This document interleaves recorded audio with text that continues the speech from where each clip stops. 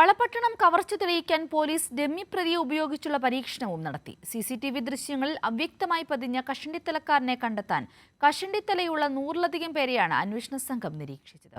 കേരള പോലീസിന്റെ അന്വേഷണ ചരിത്രത്തിലെ സുപ്രധാന ഏടായി മാറിയിരിക്കുകയാണ് വളപട്ടണം കവർച്ച കേസ് അന്വേഷണം. കവർച്ച നടന്നതിന്റെ 5-ാം ദിനമാണ് പോലീസിന് പരാതി ലഭിക്കുന്നത്. ഇതായിരുന്നു അന്വേഷണത്തിലെ ആദ്യ വെല്ലുവിളി.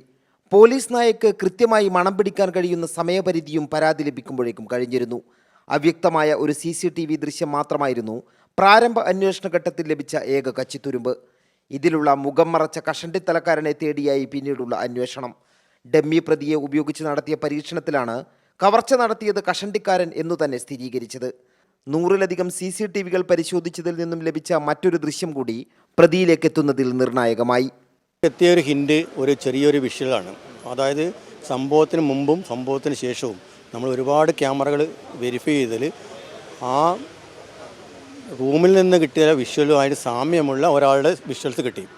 വേഗമായ വിഷ്വൽസ് ആണെങ്കിലും ആ രൂപം ഏകദേശം സെയിം ആയിരുന്നു. അവിടെയാണ് അവനിലേക്ക് എത്തുന്നത്. വെൽഡിംഗ് തൊഴിലാളിയായ പ്രതി ലിജീഷിന് ലോക്കർ നിർമ്മിക്കാനുള്ള വൈദഗ്ധ്യം പോലും ഉണ്ടായിരുന്നു. ഗ്രിൽ തകർത്ത് അകത്തു കയറി ലോക്കർ തുറന്ന കവർച്ച നടത്തി മടങ്ങിയത് 40 മിനിറ്റിനകം. മറന്നുവച്ച ഉളി കണ്ടെത്താനായാണ് പിറ്റേ ദിവസം വീണ്ടും സ്ഥലത്തെത്തിയത്.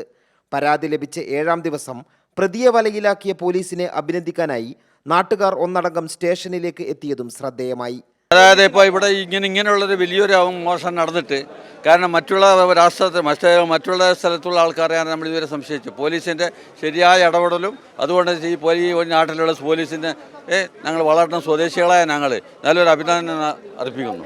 പ്രത്യേകിച്ച് കേരള പോലീസിന്, റൂറൽ SP-ക്ക്, അതുപോലെ ടീം, അതായത് പോലീസിൻ്റെ ഈ ടീമിന്, അതുപോലെ തന്നെ നമ്മുടെ വളപട്ടണം സ്റ്റേഷനിലെ ആൾക്കാർ, കാരണം ഊണും ഉറക്കും ഒഴിഞ്ഞെന്ന് പറഞ്ഞ പോലെ അവർ അവിടെ പല സന്ദർഭങ്ങളിൽ നമ്മൾ അതുവഴിയൊക്കെ കടന്നു വരുമ്പോൾ പോലീസുകാർ രാവിലെയും രാത്രിയും വൈകിട്ടും ഒക്കെ ആ പ്രദേശം കേന്ദ്രീകരിച്ചിട്ടുള്ള അന്വേഷണവും കാര്യങ്ങളായിട്ട്, കാരണം അത് നമുക്ക് തന്നെ ഒരു അഭിമാനമായിട്ടാണ് തോന്നുന്നത്. കാരണം പ്രത്യേകം വളപട്ടണം സ്റ്റേഷന് അഭിനന്ദനങ്ങൾ അറിയിക്കുകയാണ്.